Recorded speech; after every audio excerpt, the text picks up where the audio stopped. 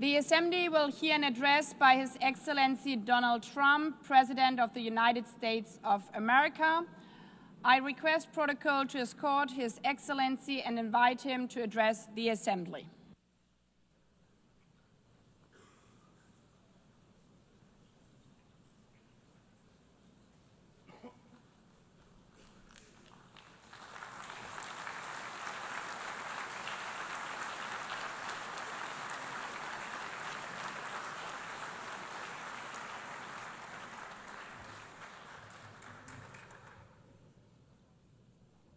Thank you very much. Very much appreciated.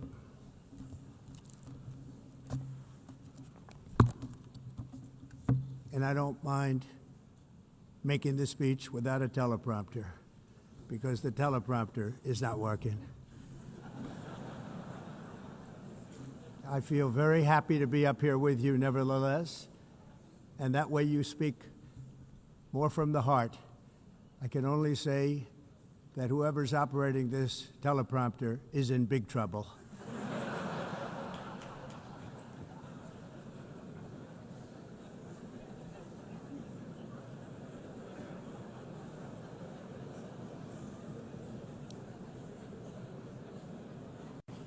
Hello, Madam First Lady.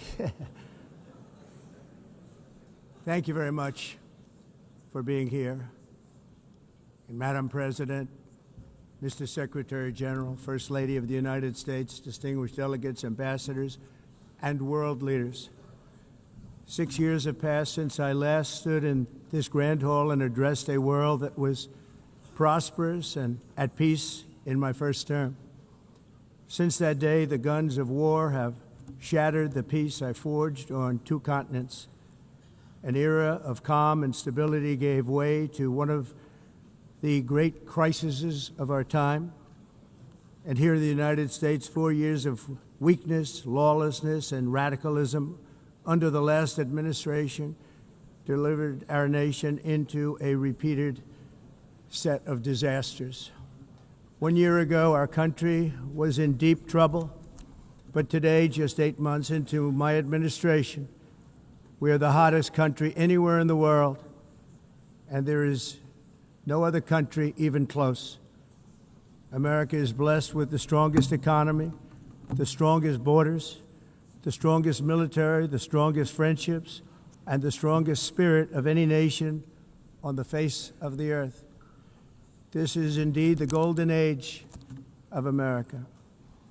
We are rapidly reversing the economic calamity we inherited from the previous administration, including ruinous price increases and record-setting inflation like we've never had before.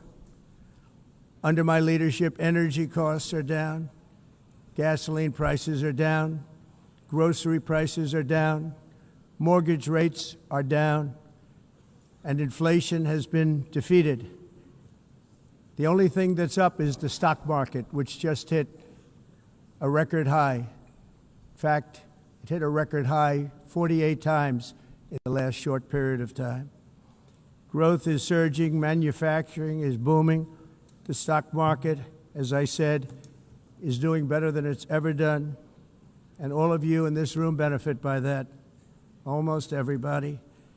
And importantly, workers' wages are rising at the fastest pace in more than 60 years.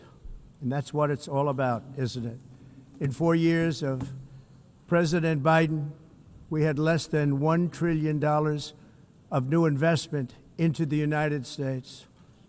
In just 8 months since I took office, we have secured commitments and money already paid for $17 trillion. Think of it, 4 years, less than $1 trillion, 8 months, much more than $17 trillion is being invested in the United States. And it's now pouring in from all parts of the world. We've implemented the largest tax cuts in American history and the largest regulation cuts in American history, making this once and again the best country on earth to do business. And many of the people in this room are investing in America, and it's turned out to be an awfully good investment during this 8-month period. In my first term, I built the greatest economy in the history of the world. We had the best economy ever, history of the world. And I'm doing the same thing again, but this time it's actually much bigger and even better. The numbers far surpass my record-setting first term. On our southern border, we have successfully repelled a colossal invasion, and for the last 4 months, and that's 4 months in a row, the number of illegal aliens admitted and entering our country has been 0. Hard to believe, because if you look back just a year ago, it was millions and millions of people pouring in from all over the world, from prisons, from mental institutions, drug dealers. All over the world they came. They just poured into our country with the ridiculous open border policy of the Biden administration. Our message is very simple. If you come illegally into the United States, you're going to jail, or you're going back to where you came from, or perhaps even further than that. You know what that means. I want to thank the country of El Salvador for the successful and professional job they've done in receiving and jailing so many criminals that entered our country. And it was under the previous administration that the number became record-setting, and they're all being taken out. We have no choice. And other countries have no choice, because other countries are in the exact same situation with immigration. It's destroying your country, and you have to do something about it. On the world stage, America is respected again like it has never been respected before. You think about 2 years ago, 3 years ago, 4 years ago, or 1 year ago, we were a laughingstock all over the world. At the NATO summit in June, virtually all NATO members formally committed to increase defense spending, at my request, from 2% to 5% of GDP, making our alliance far stronger and more powerful than it was ever before. In May, I traveled to the Middle East to visit my friends and rebuild our partnerships in the Gulf and those valued relationships with Saudi Arabia, Qatar, and the UAE, and other countries are now, I believe, closer than ever before. My administration has negotiated one historic trade deal after another, including with the United Kingdom, the European Union, Japan, South Korea, Vietnam, Indonesia, the Philippines, Malaysia, and many, many others. Likewise, in a period of just 7 months, I have ended 7 unendable wars. They said they were unendable. You're never going to get them solved. Some were going for 31 years, 2 of them, 31, think of it, 31 years. One was 36 years. One was 28 years. I ended 7 wars.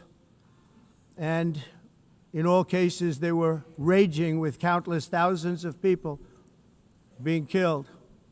This includes Cambodia and Thailand, Kosovo and Serbia, the Congo and Rwanda, a vicious, violent war that was, Pakistan and India, Israel and Iran, Egypt and Ethiopia, and Armenia and Azerbaijan.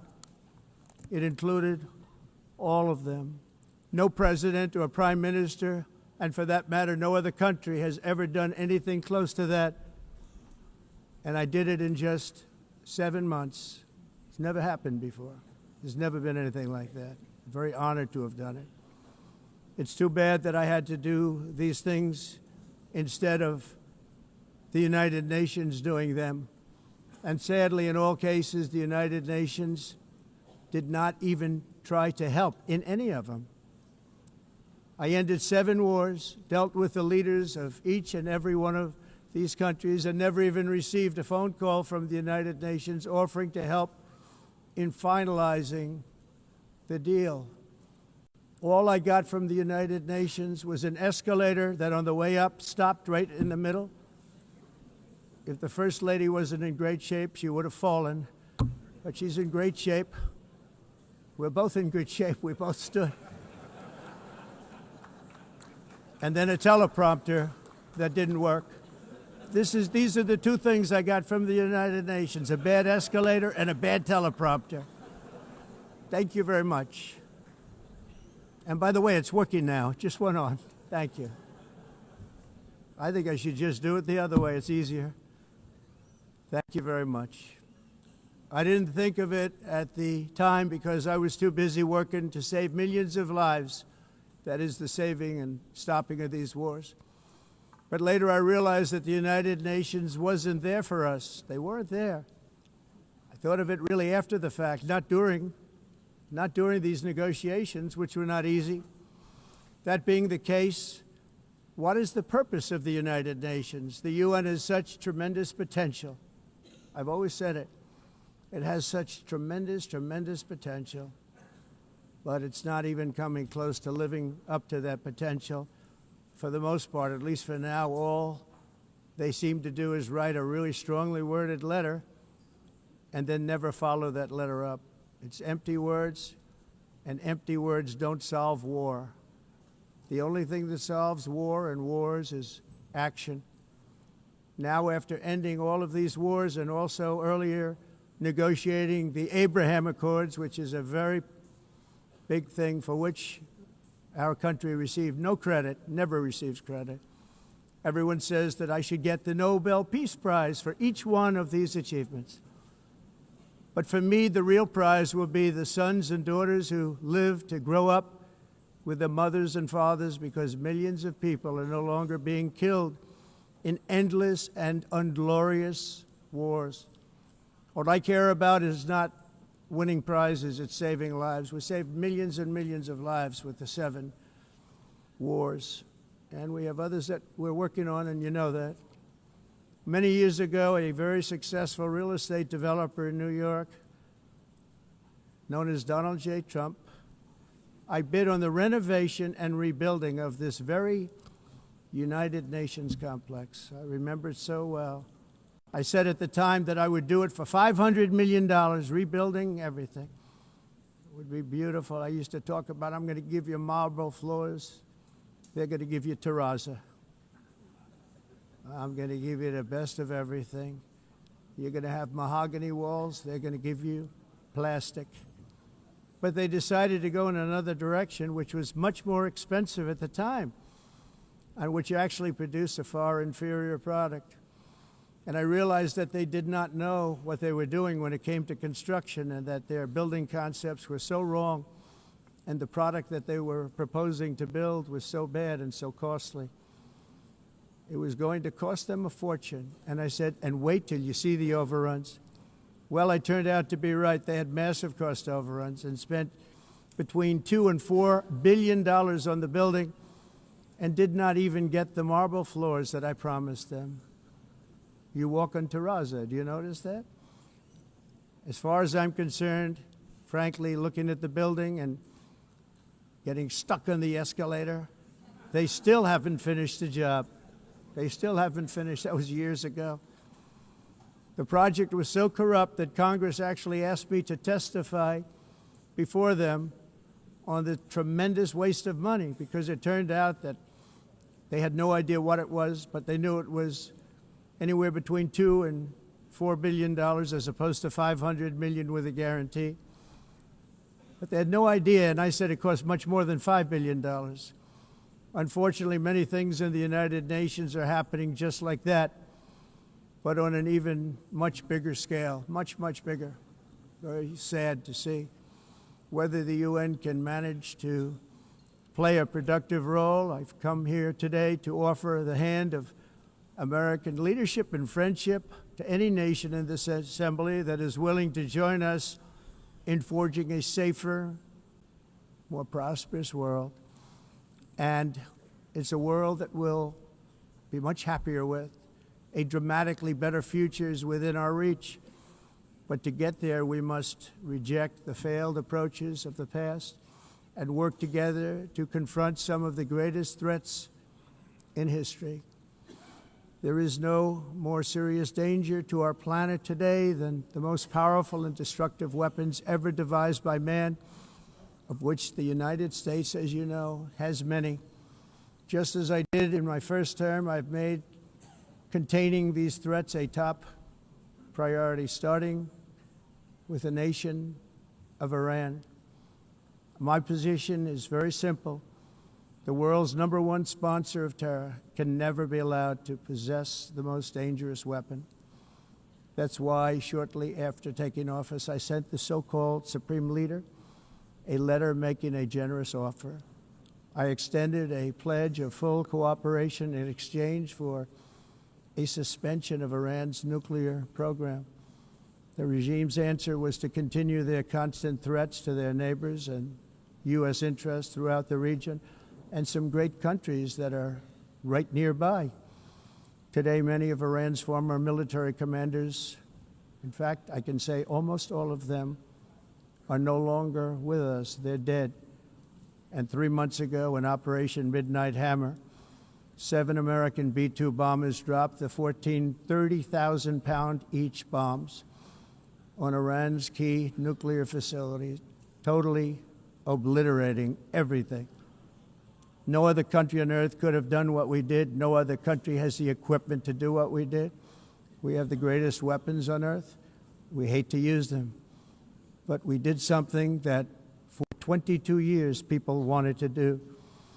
With Iran's nuclear enrichment capacity demolished, I immediately brokered an end to the 12-day war, as it's called, between Israel and Iran, with both sides agreeing to fight no longer.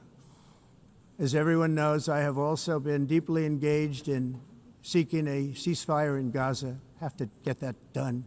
Have to get it done. Unfortunately, Hamas has repeatedly rejected reasonable offers to make peace. We can't forget October 7th, can we? Now, as if to encourage continued conflict, some of this body is seeking to unilaterally recognize a Palestinian state.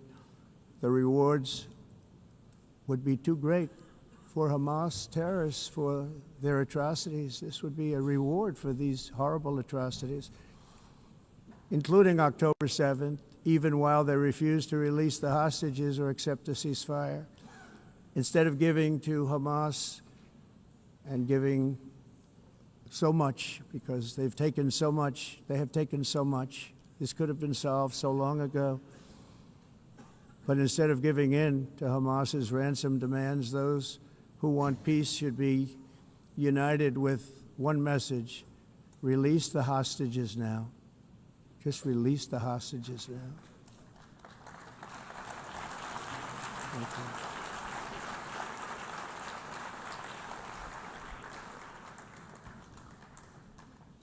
Thank you. As we have got to come together, and we will come together, got to get it done. We have to stop the war in Gaza immediately. We have to stop it. We have to get it done. We have to negotiate, immediately have to negotiate peace. We got to get the hostages back. We want all 20 back. We don't want 2 and 4. As you know, I got, along with Steve Witkoff and others that helped us, Marco Rubio, we got most of them back. We were involved in all of them. But I always said the last 20 are going to be the hardest, and that's exactly what happened. We have to get them back now. We don't want to get back 2, and then another 2, and then 1, and then 3, have this process. No, we want them all back, and we want the actually 38 dead bodies back, too. Those parents came to me, and they want them back, and they want them back very quickly and very badly, as though they were alive. They want them. They want them every bit as much as if their son or daughter were alive. I've also been working relentlessly, stopping the killing in Ukraine. I thought that would be, of the 7 wars that I stopped, I thought that would be the easiest because of my relationship with President Putin, which had always been a good one. I thought that was going to be the easiest one. But you know, in war, you never know what's going to happen. There are always lots of surprises, both good and bad. Everyone thought Russia would win this war in 3 days, but it didn't work out that way. It was supposed to be just a quick little skirmish. It's not making Russia look good. It's making them look bad. No matter what happens from here on out, this was something that should have taken a matter of days, certainly less than a week.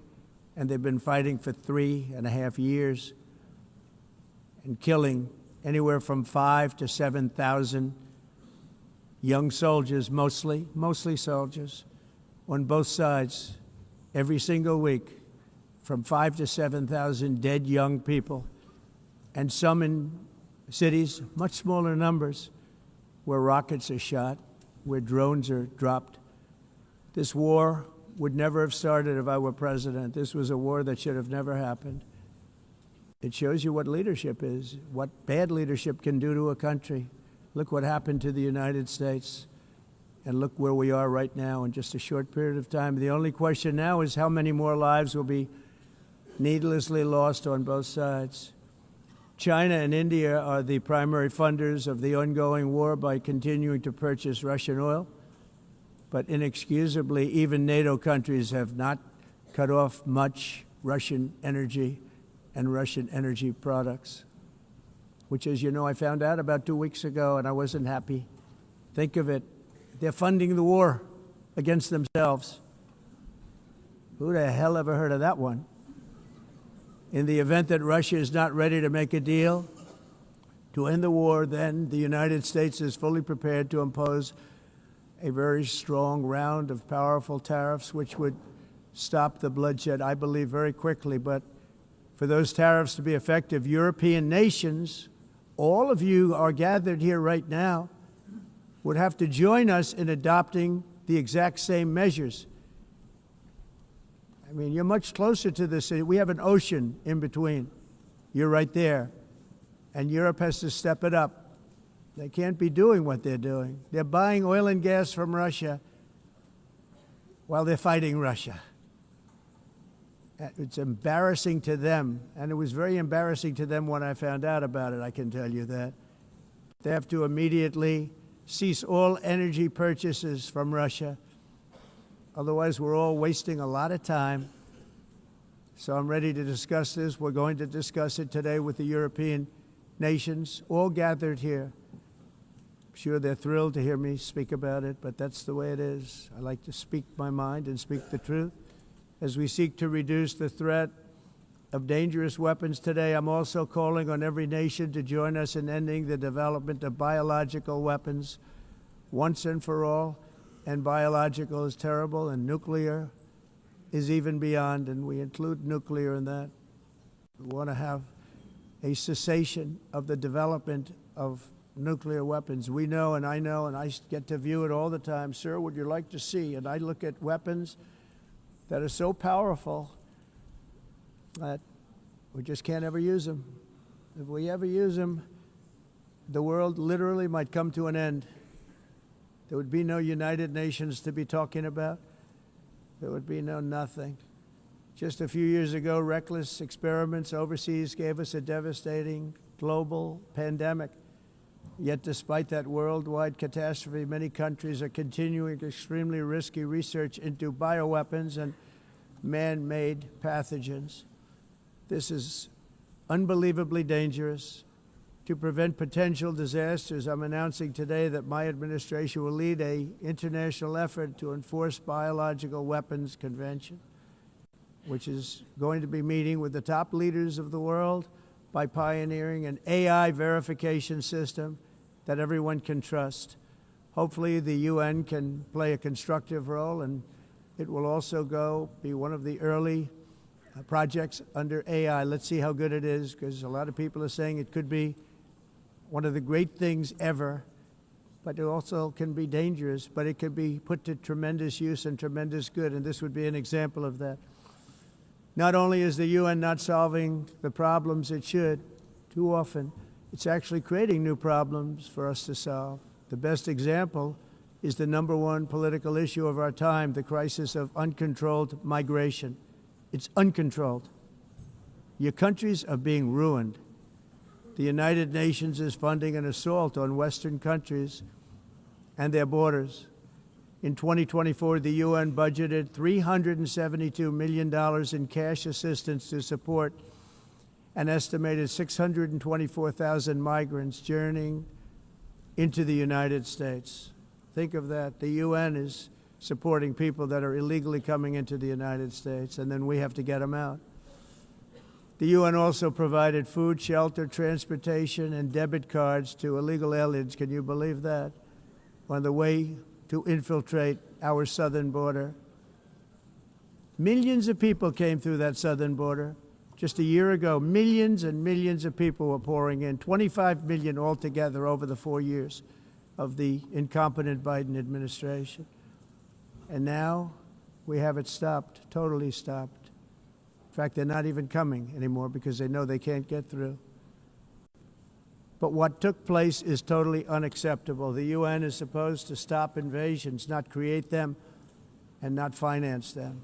In the United States, we reject the idea that mass numbers of people from foreign lands can be permitted to travel halfway around the world, trample our borders, violate our sovereignty, cause unmitigated crime, and deplete our social safety net. We have reasserted that America belongs to the American people, and I encourage all countries to take their own stand in defense of their citizens as well. You have to do that because I see it. I'm not mentioning names. I see it, and I can call every single one of them out. You're destroying your countries. They're being destroyed. Europe is in serious trouble. They've been invaded by a force of illegal aliens like nobody's ever seen before. Illegal aliens are pouring into Europe. Nobody is ever, and nobody's doing anything to change it, to get them out. It's not sustainable. And because they choose to be politically correct, they're doing just absolutely nothing about it. And I have to say, I look at London, where you have a terrible mayor, terrible, terrible mayor, and it's been so changed, so changed. Now they want to go to Sharia law, but you're in a different country. You can't do that. Both the immigration and their suicidal energy ideas will be the death of Western Europe if something is not done immediately. This cannot be sustained. What makes the world so beautiful is that each country is unique. But to stay this way, every sovereign nation must have the right to control their own borders. You have the right to control your borders, as we do now, and to limit the sheer numbers of migrants entering their countries and paid for by the people of that nation that were there and that built that particular nation at the time. They put their blood, sweat, tears, money into that country, and now they're being ruined. Proud nations must be allowed to protect their communities and prevent their societies from being overwhelmed by people they have never seen before, with different customs, religions, with different everything. Where migrants have violated laws, lodged false asylum claims, or claimed refugee status for illegitimate reasons, they should, in many cases, be immediately sent home. And while we will always have a big heart for places and people that are struggling and truly compassionate, answers will be given. We have to solve the problem, and we have to solve it in their countries, not create new problems in our countries. And we are very helpful to a lot of countries that are just not able to send their people anymore. They used to send them to us in caravans of 25,000, 30,000 people each. These massive caravans of people pouring into our country, totally unchecked and unvetted. But not anymore. According to the Council of Europe, in 2024, almost 50% of inmates in German prisons were foreign nationals or migrants. In Austria, the number was 53% of the people in prisons were from places that weren't from where they are now. In Greece, the number was 54%, and in Switzerland, beautiful Switzerland, 72% of the people in prisons are from outside of Switzerland. When your prisons are filled with so-called asylum seekers who repaid kindness, and that's what they did, they repaid kindness with crime, it's time to end the failed experiment of open borders. You have to end it now. See, I can tell you, I'm really good at this stuff. Your countries are going to hell. In America, we've taken bold action to swiftly shut down uncontrolled migration.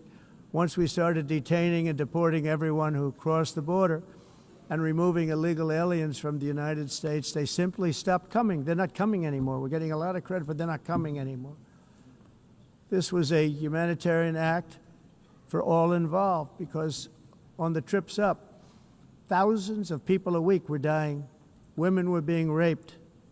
Nobody's ever seen anything like it. Raped, horribly beaten, raped.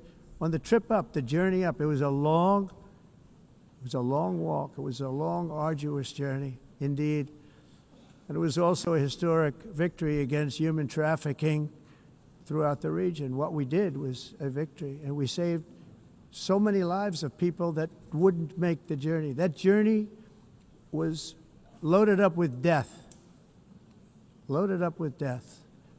Dead bodies all along the roads of jungles to get up. They go through jungles, they go through areas so hot you couldn't breathe. They were dying of suffocation, areas so hot that you couldn't breathe.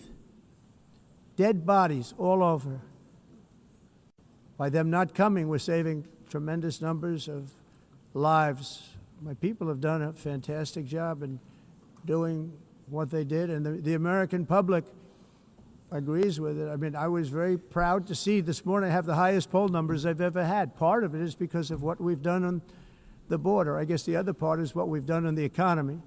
Joe Biden's policies empowered murderous gangs, human smugglers, child traffickers, drug cartels, and prisoners from all over the world. The previous administration also lost nearly 300,000 children. Think of that. They lost more than 300,000 children, little children, who were trafficked into the United States on the Biden watch, many of whom have been raped, exploited, and abused, and sold. Sold. Nobody talks about that. The fake news doesn't write about it. With many others, young children who are missing or dead. And we found a lot of these children, and we're sending them back, and we've been sending them back to their parents. They said, nobody knows who they are. They said, where do you come from? And they'll give us a country, and we'll find out, and we'll figure it out, and we'll bring them back to their homes. And the mother and father rush to the door, and their tears in their eyes. They can't believe that they're seeing their son or daughter, their little son or daughter again. We've done almost 30,000 of them so far. Any system that results in the mass trafficking of children is inherently evil. Yet that is exactly what the globalist migration agenda has done, and it's what it's all about. In America, those days, as you know, are over. The Trump administration is working, and we are continuing to work to track down the villains that are causing this problem, and also, as I said, to get back the 30,000 we've already returned. Now I think we're going to have another. We're going to find a lot. You're not going to find all of them. 300, more than 300,000. They're lost or they're dead. They're lost or they're dead because of the animals that did this. To protect our citizens, I've also designated multiple savage drug cartels as far as, and you see this, and you see it happening right before your eyes. Let's put it this way, people don't like taking big loads of drugs in boats anymore. There aren't too many boats that are traveling on the seas by Venezuela. They tend not to want to travel very quickly anymore. And we've virtually stopped drugs coming into our country by sea. We call them the water drugs. They kill hundreds of thousands of people. I've also designated multiple savage drug cartels as far as foreign terrorist organizations, along with two bloodthirsty transnational gangs, probably the worst gangs anywhere in the world, MS-13 and Tren de Aragua. Tren de Aragua is from Venezuela, by the way. Such organizations torture, maim, mutilate, and murder with impunity. They're the enemies of all humanity. And for this reason, we've recently begun using the supreme power of the United States military to destroy Venezuelan terrorists and trafficking networks led by Nicolas Maduro. To every terrorist thug smuggling poisonous drugs into the United States of America, please be warned that we will blow you out of existence. That's what we're doing. We have no choice. Can't let it happen. They're destroying I believe we lost 300,000 people last year to drugs, 300,000. Fentanyl and other drugs. Each boat that we sink carries drugs that would kill more than 25,000 Americans. We will not let that happen. Energy is another area where the United States is now thriving like never before. We're getting rid of the falsely named renewables. By the way, they're a joke. They don't work. They're too expensive. They're not strong enough to fire up the plants that you need to make your country great. The wind doesn't blow. Those big windmills are so pathetic and so bad, so expensive to operate. Then they have to be rebuilt all the time, and they start to rust and rot. Most expensive energy ever conceived, and it's actually energy. You're supposed to make money with energy, not lose money. You lose money, the governments have to subsidize. You can't put them out without massive subsidies. And most of them are built in China, and I give China a lot of credit. They build them, but they have very few wind farms. So why is it that they build them and they send them all over the world, but they barely use them? You know what they use? Coal. They use gas. They use almost anything, but they don't like wind. But they sure as hell like selling the windmills. Europe, on the other hand, has a long way to go, with many countries being on the brink of destruction because of the green energy agenda. And I give a lot of credit to Germany. Germany was being led down a very sick path, both on immigration, by the way, and on energy. They were going green, and they were going bankrupt. And the new leadership came in, and they went back to where they were, with fossil fuel and with nuclear, which is good. It's now safe, and you can do it properly.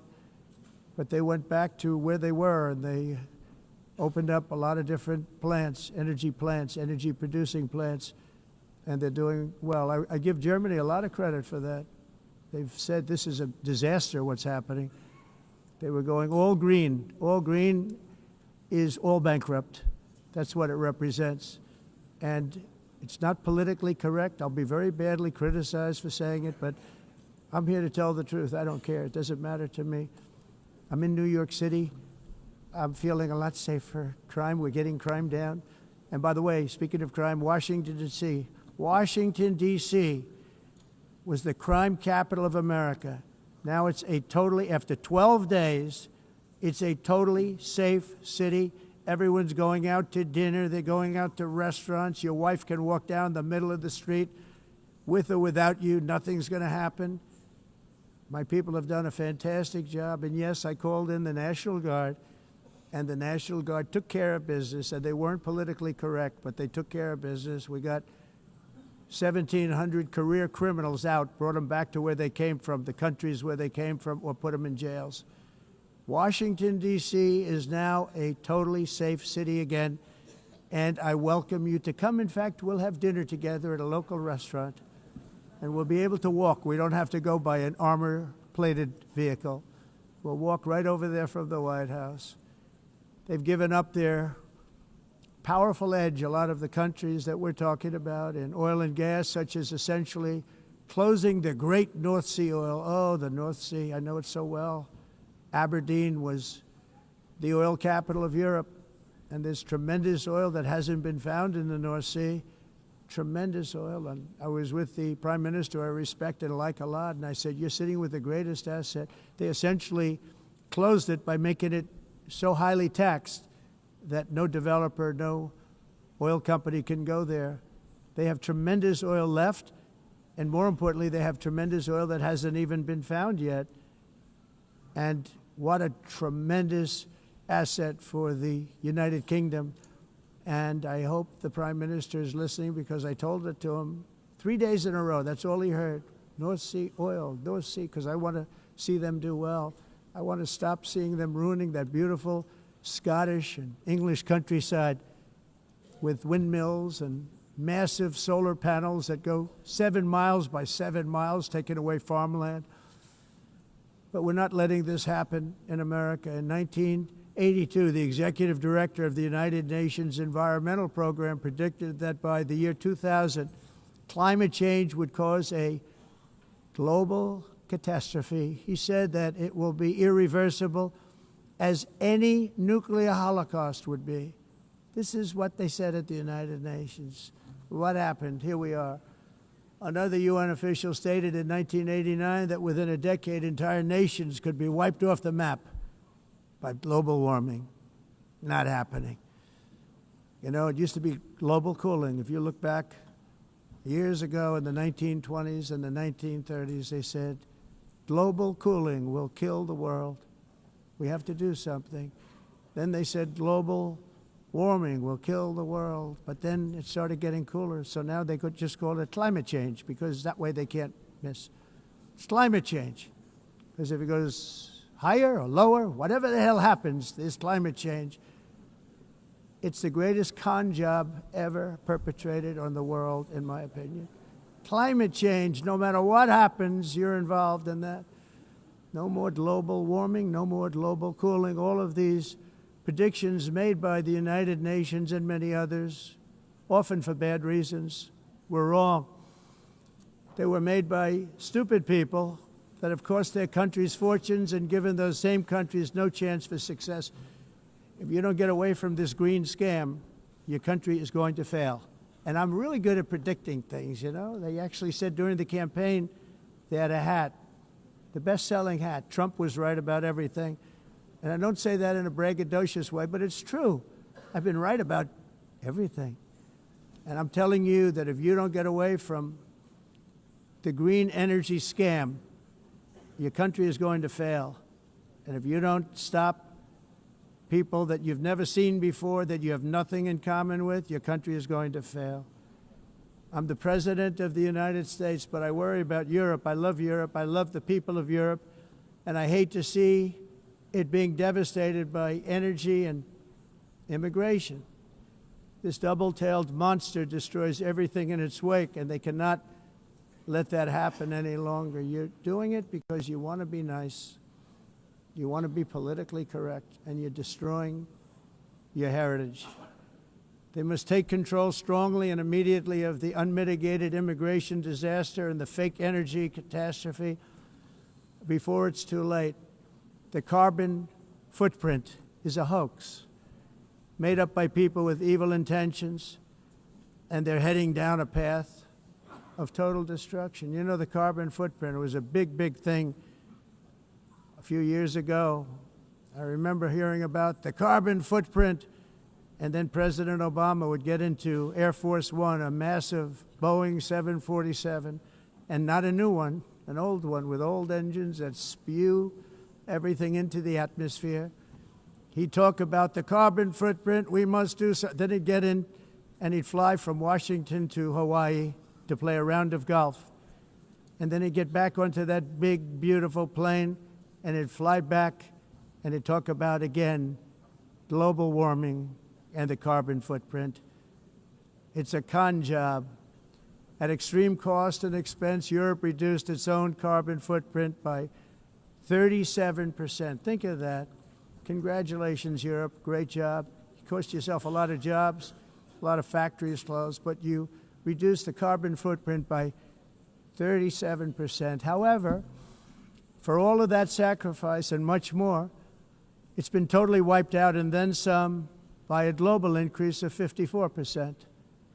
Much of it coming from China and other countries that are thriving around China, which now produces more CO2 than all the other developed nations in the world.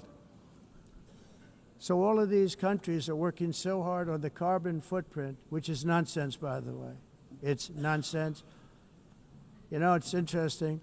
In the United States, we have still radicalized environmentalists, and they want the factories to stop. Everything should stop. No more cows. We don't want cows anymore. I guess they want to kill all the cows. They want to do things that are just unbelievable, and you have it too. But you know, we have a border, strong, and we have a shape, and that shape doesn't just go straight up. That shape is amorphous when it comes to the atmosphere. And if we had the most clean air, and I think we do, we have very clean air. We have the cleanest air we've had in many, many years. But the problem is that other countries, like China, which has air that's a little bit rough, it blows And no matter what you're doing down here, the air up here tends to get very dirty because it comes in from other countries where their air isn't so clean. And the environmentalists refuse to acknowledge that. Same thing with garbage. In Asia, they dump much of their garbage right into the ocean. And over about a 1 week and 2 week journey, it flows right past Los Angeles. You've seen it. Massive amounts of garbage, almost too much to do anything about, flowing past Los Angeles, past San Francisco, and then somebody will get in trouble because he dropped a cigarette on the beach. The whole thing is crazy.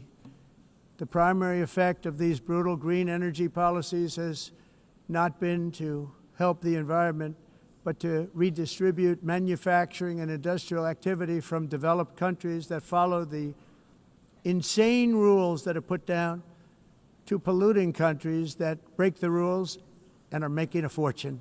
They're making a fortune. European electricity bills are now 4 to 5 times more expensive than those in China, and 2 to 3 times higher than the United States. And our bills are coming way down. You probably see that our gasoline prices are way down. You know, we have an expression, drill, baby, drill, and that's what we're doing. We're going to be much lower in a year from now. But they've come way down over the last year. As a result, every air conditioner is like very uncommon to see one in some of these countries because the electric costs are so high.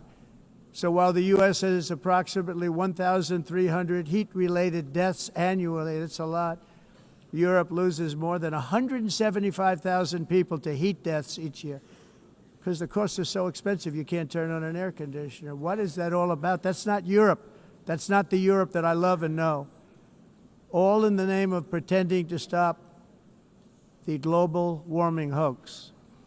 The entire globalist concept of asking successful industrialized nations to inflict pain on themselves and radically disrupt their entire societies must be rejected completely and totally, and it must be immediate.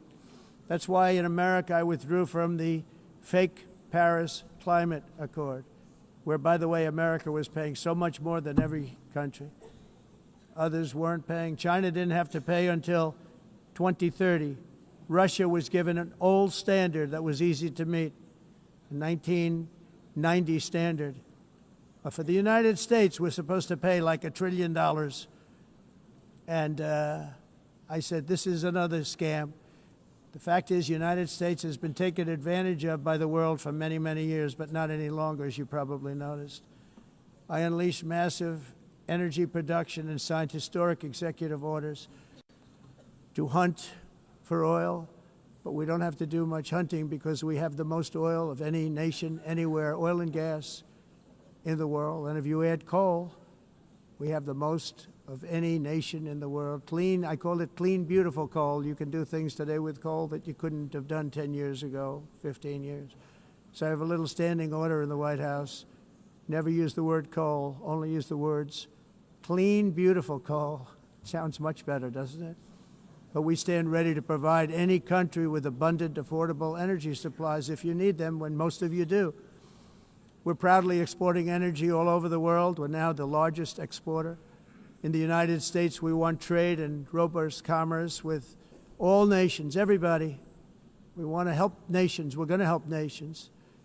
But it must also be fair and reciprocal. The challenge with trade is much the same with climate. The countries that followed the rules, all their factories have been plundered. It's really sad to watch. They've been broken. They've been broken by countries that broke the rules. That's why the United States is now applying tariffs to other countries, and much as these tariffs were for many years applied to us, uncontrollably applied to us. We've used tariffs as a defense mechanism under the Trump administration, including my first term, where hundreds of billions of dollars in tariffs were taken in.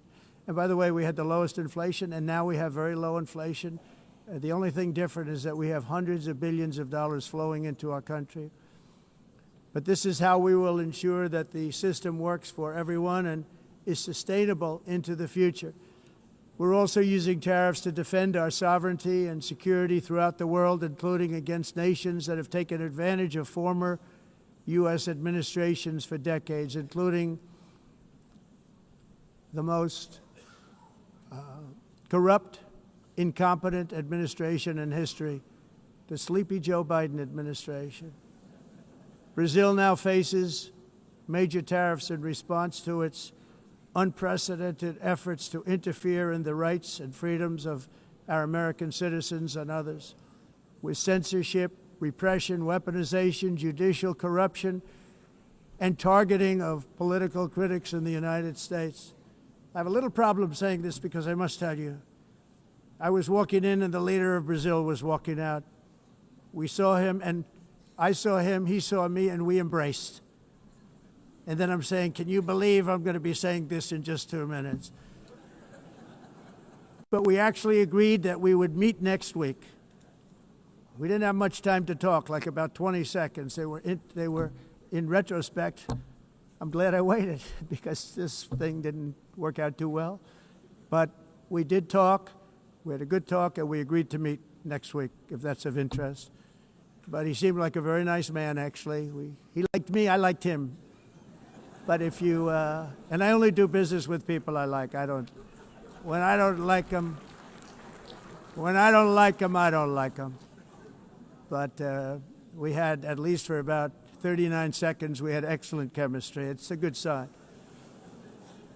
But also in the past, Brazil, can you believe this, unfairly tariffed our nation, but now because of our tariffs, we are hitting them back, and we're hitting them back very hard. As president, I will always defend our national sovereignty and the rights of American citizens. So I'm very sorry to say this, that Brazil is doing poorly and will continue to do poorly. They can only do well when they're working with us. Without us, they will fail, just as others have failed. It's true. Next year, the United States will celebrate the 250th anniversary of our glorious independence, a testament to enduring power and American freedom and spirit. We will also be proudly hosting the 2026 FIFA World Cup, and shortly thereafter, the 2028 Olympics, which is going to be very exciting. I hope you all come. I hope that countless people from all over the globe will take part of these will be great celebrations of liberty and human achievement, and that together we all can rejoice in the miracles of history that began in July 4th, 1776, when we founded the light to all nations. And it's something really that an amazing thing came out of that date. It's called the United States of America. In honor of this momentous anniversary, I hope that all countries who find inspiration in our example will join us in renewing our commitment, values, and those values, really, that we hold so dear. Together, let us defend free speech and free expression. Let us protect religious liberty, including for the most persecuted religion on the planet today. It's called Christianity. And let us safeguard our sovereignty and cherish qualities that have made each of our nations so special, incredible, and extraordinary. In closing, I just want to repeat that immigration and the high cost of so-called green renewable energy is destroying a large part of the free world and a large part of our planet. Countries that cherish freedom are fading fast because of their policies on these two subjects. You need strong borders and traditional energy sources if you are going to be great again. Whether you have come from north or south, east or west, near or far, every leader in this beautiful hall today represents a rich culture, a noble history, and a proud heritage that makes each nation majestic and unique, unlike anything else in human history or any other place on the face of the earth.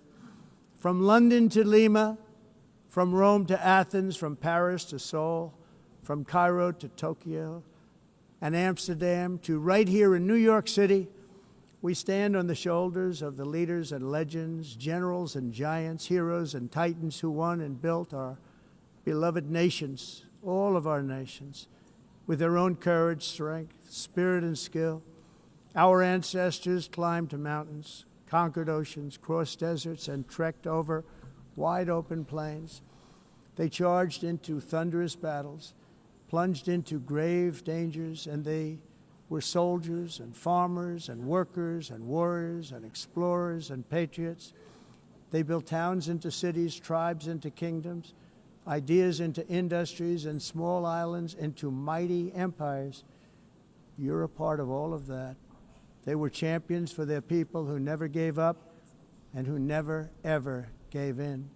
Their values defined our national identities. Their visions forged our magnificent destiny. Everybody in this room is a part of it in your own way. Each of us inherits the deeds and the myths, the triumphs, the legacies of our own heroes and founders who so bravely showed us the way. Our ancestors gave everything for homelands that they defended with pride, with sweat, with blood, with life, and with death. Now the righteous task of protecting the nations that they built belongs to each and every one of us. So together let us uphold our sacred duty to our people and to our citizens. Let us protect their borders, ensure their safety, preserve their cultures, treasure, and traditions, and fight, fight, fight for their precious dreams and their cherished freedoms. And in friendship and really a beautiful vision, let us all work together to build a bright, beautiful planet, a planet that we all share, a planet of peace and a world that is richer, better, and more beautiful than ever before. That can happen. It will happen. It will happen, and I hope it can happen and start right now, right at this moment. We'll turn it around. We're going to make our countries better, safer, more beautiful. We're going to take care of our people. Thank you very much. It's been an honor. God bless the nations of the world. Thank you very much. Bye.